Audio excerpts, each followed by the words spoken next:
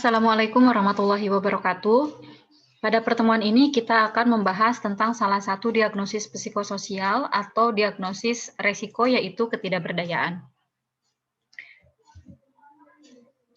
Dalam pendiagnosis Ananda, kita dapat melihat diagnosis ini ada pada domain 9 yang termasuk ke dalam domain coping atau toleransi stres. Pada kelas 2 yaitu respon coping atau bagaimana individu bereaksi terhadap stimulus berupa stresor.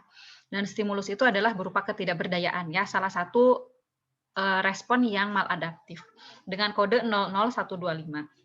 Nah, dalam Nanda sendiri, ketidakberdayaan ini didefinisikan sebagai pengalaman hidup kurang pengendalian terhadap situasi, termasuk persepsi bahwa tindakan seseorang secara signifikan tidak akan mempengaruhi hasil. Nah, biasanya diagnosis ini agak mirip dengan diagnosis keputusasaan. Jadi antara ketidakberdayaan, keputusasaan ini ada hal-hal atau ciri-ciri atau simptom yang mirip, ya. Kemudian juga ini juga sama-sama biasa terjadi pada individu atau pasien dengan masalah fisik yang kronis. Nah, di mana individu dengan masalah fisik kronis, mereka merasa bahwa jika mereka melakukan apapun itu tidak akan signifikan memberikan pengaruh atau dampak yang baik terhadap kesehatannya atau memperbaiki kondisi sakit fisiknya. Padahal secara keilmuan, kemudian secara hasil observasi, sebenarnya pasien ini masih mampu melakukan sesuatu.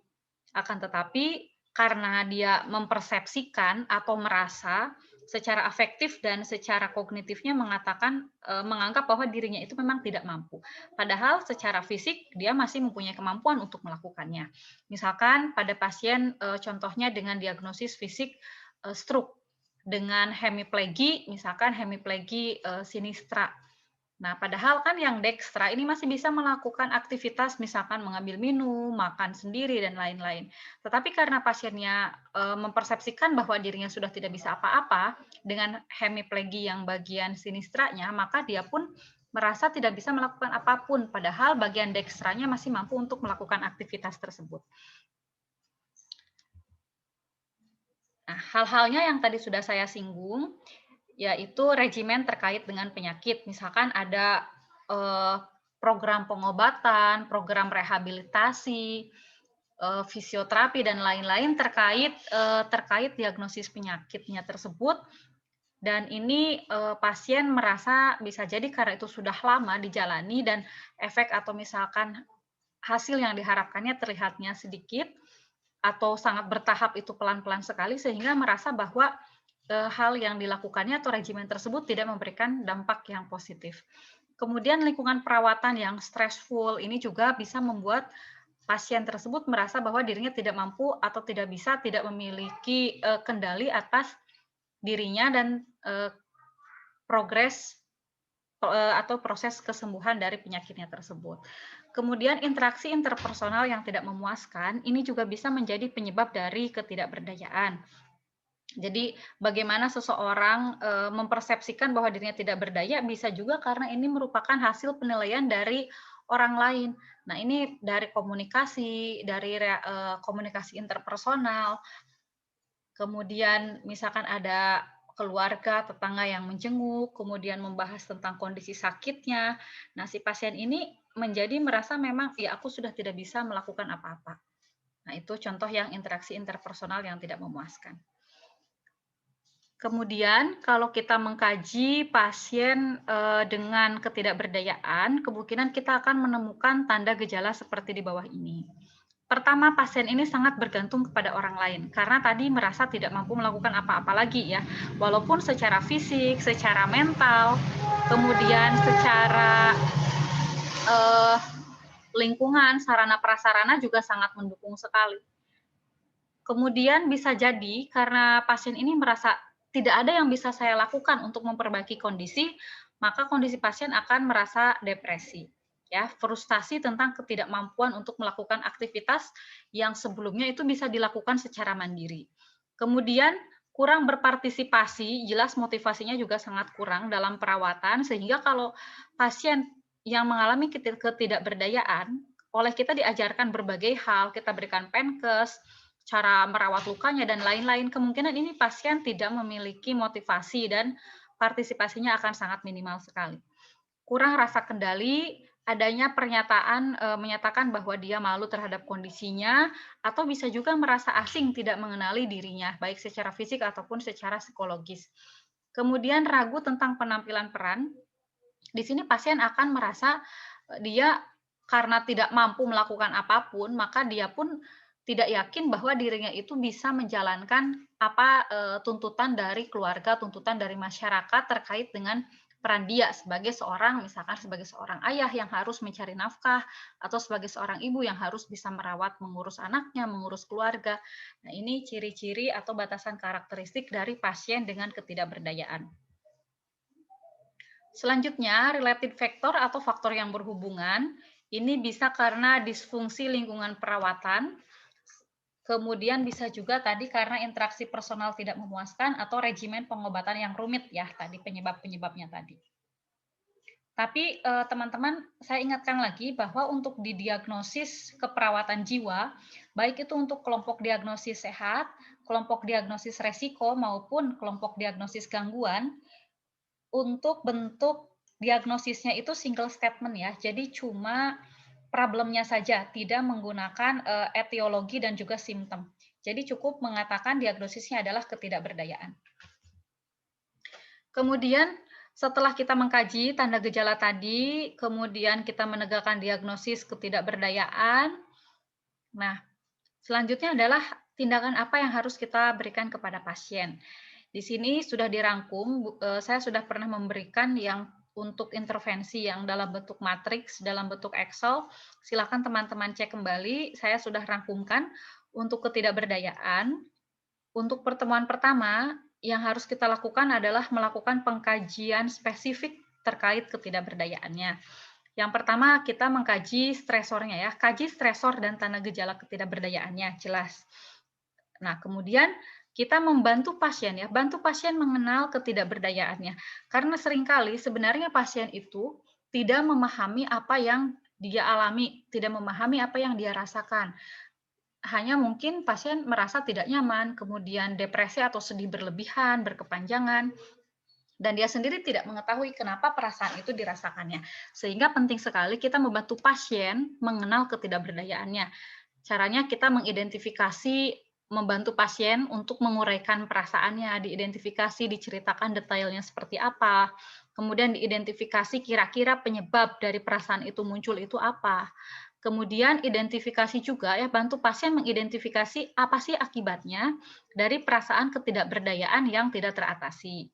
Nah, setelah itu membantu pasien mengidentifikasi suasana kehidupan yang tidak mampu dikontrol oleh pasien. Sebenarnya kondisi apa sih yang menyebabkan pasien ini dengan keterbatasannya sebenarnya kan memang ada masalah fisik, betul.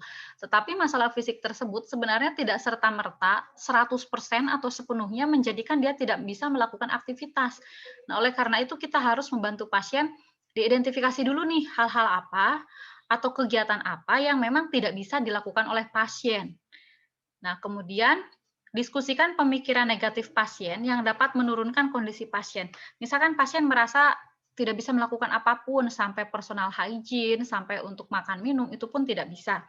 Nah, kita membantu pasien untuk tadi ya didiskusikan pikiran-pikiran negatif tersebut, kemudian sebenarnya kan kita bisa mengcounter atau bisa melawan pikiran negatif tadi dengan hal-hal yang masih positif yang masih bisa dilakukan. Oke, misalkan karena sekarang dia hemiplegi atau misalkan hemiparese ya, hemiparese yang sinistra. Nah, kita perkuat atau kita tonjolkan kemampuan positifnya di bagian dekstranya misalkan.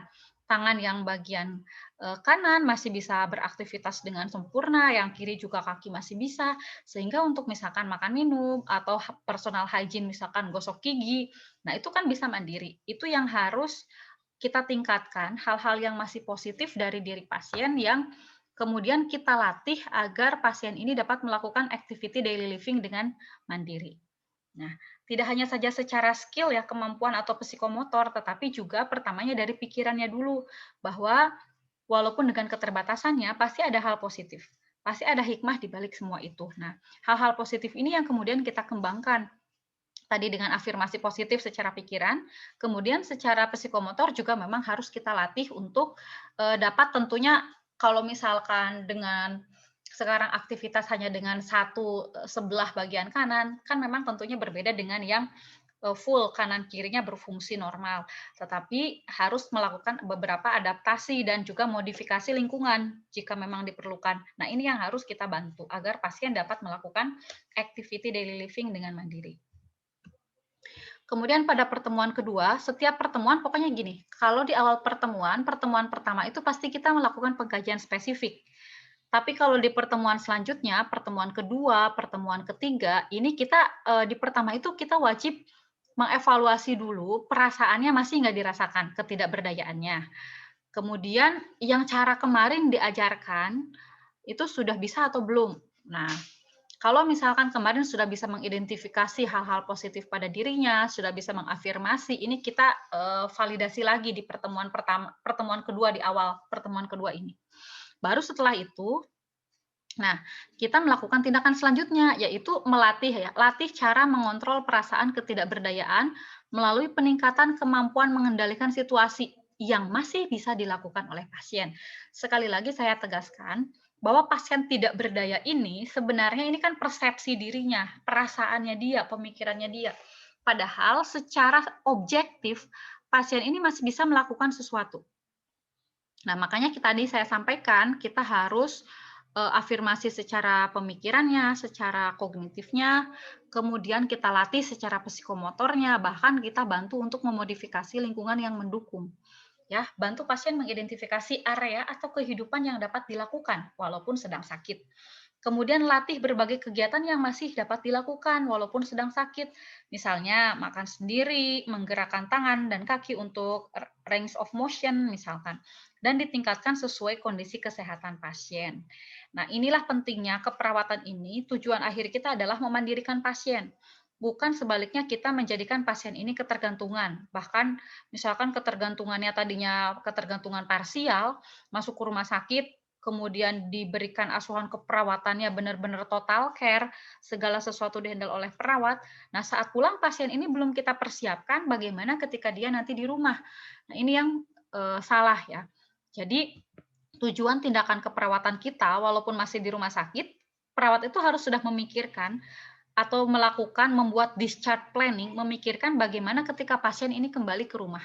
Ya harus mandiri. Mandirinya ini relatif ya, mandiri benar-benar dia melakukan sendiri ataupun mandiri dengan dibantu oleh caregiver di keluarga. Ya, untuk pertemuan ketiga, pertemuan keempat dan selanjutnya, sama dengan pertemuan kedua, pada dasarnya kita mengevaluasi dulu perasaan tidak berdayanya sejauh mana, kemampuan kemarin yang sudah diajarkan seperti apa, sudah efektif belum, kemudian ADL-nya bagaimana ya. Nah, kemudian terus dilatih, ditingkatkan secara bertahap sampai tadi mencapai kemandirian dalam melakukan activity daily living. Bahkan lebih bagus lagi jika pasien ini kembali produktif. Oke, itu untuk ketidakberdayaan. Selanjutnya untuk keputusasaan. Ya, ini tadi saya sampaikan sebenarnya mirip-mirip ya, keputusasaan dan ketidakberdayaan. Tadi ciri khas dari ketidakberdayaan memang ada masalah fisik, akan tetapi sebenarnya secara objektif pasien ini masih mampu melakukan sesuatu hal untuk pemenuhan activity daily living-nya. Nah, sekarang kita lihat untuk keputusasaan. Ini di domain 6 tentang persepsi diri, kelas 1 konsep diri dengan kode 00124. Ya.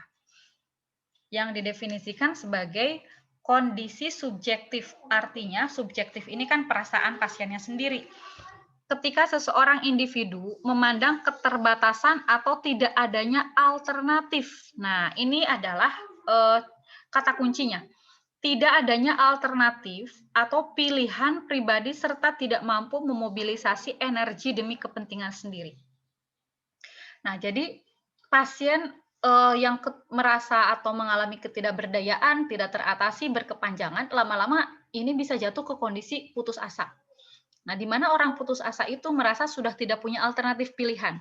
Bahkan ketika dia pun masih sebenarnya punya energi untuk bergerak, untuk memperbaiki diri, untuk melakukan sesuatu hal yang positif, dia pun menutupi energi positif tersebut ya, karena sudah menyimpulkan ini sudah tidak ada jalan, sudah tidak ada alternatif lain. Penyebabnya karena stres jangka panjang yang tidak teratasi, kemudian penurunan kondisi fisiologis tadi ya, adanya masalah fisik baik akut ataupun kronis. Kemudian kehilangan kepercayaan pada kekuatan spiritual. Kalau teman-teman melihat hasil-hasil penelitian tentang spiritualitas, ini sudah banyak sekali ya dikembangkan penelitian tentang spiritualitas. Walaupun pada zaman dulu ilmuwan itu kurang meyakini fungsi dari atau keberadaan manfaat spiritualitas pada manusia. Nah, tetapi seiring berkembangnya keilmuan, terus dilakukan penelitian ya, ternyata aspek spiritual ini merupakan sumber coping yang paling kuat ya. Ini juga mungkin bisa jadi bahan dari ide penelitian atau ide skripsi teman-teman semua ya. Karena juga dalam model adaptasi stres Stewart itu juga dibahas tentang masalah positive belief. Walaupun tidak dinyatakan secara kalimat langsung itu adalah aspek spiritual, tetapi positive belief itu kan keyakinan terhadap sesuatu hal, kekuatan yang lebih besar di atas dirinya. Nah, kalau kita sebagai orang yang beragama, itu adalah positive belief adalah tentang masalah spiritual, ya. Nah, ini bahaya ya jika seseorang atau pasien kehilangan kepercayaan pada kekuatan spiritual, sehingga jika dia mendapatkan masalah, mendapatkan suatu penyakit, suatu kondisi yang kurang menyenangkan atau tidak menguntungkan bagi dia, maka dia akan merasa putus asa ya. Karena tidak yakin itu adalah hal yang bisa diselesaikan oleh dia, tidak yakin bahwa ujian itu diberikan untuk meningkatkan derajatnya dia. Kemudian kehilangan kepercayaan pada nilai-nilai penting. Ya, ini adalah misalkan seseorang kan dalam hidup itu ada nilai-nilai yang dianut dan itu merupakan hal yang penting. Misalkan tentang kesetiaan, misalkan. Nah, dia kehilangan arti atau kepercayaan pada nilai tersebut, pada nilai kesetiaan, sehingga dia merasa putus asa. Kemudian pembatasan aktivitas jangka panjang. Contohnya misalkan pasien yang di restrain jangka panjang atau dipasung bertahun-tahun sampai puluhan tahun ya. Nah, ini bisa menyebabkan pasien ini merasa tidak ada alternatif lain, pasrah ya, putus asa. Ataupun karena pengasingan. Nah, ciri-cirinya atau batasan karakteristik yang mungkin kita temui pada pasien dengan keputusasaan, pertama adanya gangguan pola tidur, kemudian isyarat secara verbal memang mengatakan putus asa, kurang inisiatif, kurang terlibat dalam asuhan keperawatan, kontak mata juga kurang, kemudian sering mengangkat bahu sebagai respon terhadap orang yang mengajak bicara ya karena merasa ya tidak ada pilihan gitu ya atau nggak tahulah entahlah seperti itu. Kemudian meninggalkan orang yang mengajak bicara, artinya secara sosial dia juga sudah mulai mengurangi aktivitas sosial, ya signifikan sekali. Pasif, penurunan afek atau kemampuan untuk menyatakan perasaan. Kalau kita kan saat perasaan kita sedih, maka kita juga bisa memperlihatkan ekspresi sedih. Tetapi kalau pasien putus asa, ini sudah samar ya. Mana dia sedih, mana dia bahagia, dia sudah kehilangan kemampuan menunjukkan perasaannya secara ekspresi. Kemudian penurunan respon terhadap stimulus, selera makan juga menurun, bisa juga dia jadi jarang berbicara atau penurunan verbal. Faktor yang berhubungan tadi dibahas tentang isolasi ya, jadi adanya pengasingan ya, isolasi sosial, pembatasan aktivitas secara berkepanjangan, kehilangan kepercayaan pada kekuatan spiritual, pada nilai penting ya. Oke. Kemudian tindakan atau intervensi apa yang harus kita berikan kepada pasien dengan keputusasaan? Ya, tadi saya sampaikan bahwa di pertemuan pertama kita harus melakukan pengkajian spesifik ya, kaji stresor dan tanda putus asa. Membantu pasien mengenal keputusasaannya, dipuraikan perasaannya seperti apa terkait keputusasaannya. Oh ya, karena bahayanya jika pasien sudah ada perasaan putus asa, ini juga kita harus mengkaji adanya ide bunuh diri ya, karena biasanya pasien putus asa jatuhnya ke kondisi resiko bunuh diri. Nah, itu harus kita kaji ya. Kemudian bantu pasien mengenal penyebab putus asanya, dan mendiskusikan perbedaan antara perasaan dan pikiran terhadap kondisi yang dialami oleh pasien. Kemudian juga membantu pasien menyadari apa sih akibat dari putus asa yang tidak tertangani. Kemudian mengungkapkan pengalaman, pikiran, perasaan, dan perilaku yang positif. Kemudian kita melatih pasien untuk menata ulang pikirannya. Jadi ini lebih ke arah kognitif terapi ya. Latihan berpikir positif. Walaupun misalkan sekarang kondisinya dengan sakit yang sudah kronis, ditinggalkan oleh orang yang dicintai, dan lain-lain, tetapi carilah hal positif karena kita harus meyakini, sering saya sampaikan bahwa dalam kondisi sesulit apapun sebenarnya ada hal yang tidak bisa digugurkan atau tidak bisa dijatuhkan oleh siapapun dan oleh hal apapun, yaitu tentang harapan ya. Nah, ini kita kembangkan harapan-harapan pasien yang positif. Misalkan ingin melihat nanti anaknya menikah, ingin menemani anaknya wisuda, dan lain-lain. Nah, ini yang harus kita kembangkan. Berikan harapan-harapan yang realistis. Anjurkan pasien melakukan teknik berpikir positif ya, membangun harapan. Ya, ini teman-teman kalau mau membaca tentang logoterapi ya, logoterapi itu adalah sebuah terapi yang dikembangkan kepada orang-orang kalau sejarah aslinya itu di camp pengungsian pada zamannya Nazi ya, di mana saat itu orang-orang sangat stres dengan perlakuan dari Nazi sendiri yang banyak sekali pembantaian, banyak sekali penyiksaan. Nah, di mana orang-orang itu benar-benar sudah merasa tidak memiliki lagi alternatif untuk kehidupannya, ya pasrah, ya pasrah.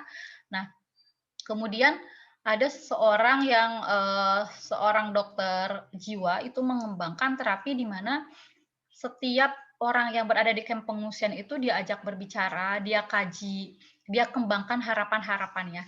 Dan ternyata walaupun dengan kondisi sesulit apapun, bahkan saat menjadi tawanan perang sekalipun, ternyata ada hal yang tidak bisa dikendalikan oleh orang lain, yang tidak bisa dibendung. Nah, itu adalah harapan. Sehingga harapan ini sangat penting bagi individu. Contoh kecil, misalkan kita tahu atau sudah punya rencana besok itu hari libur, saya mau pergi, mau hiking sama teman-teman saya.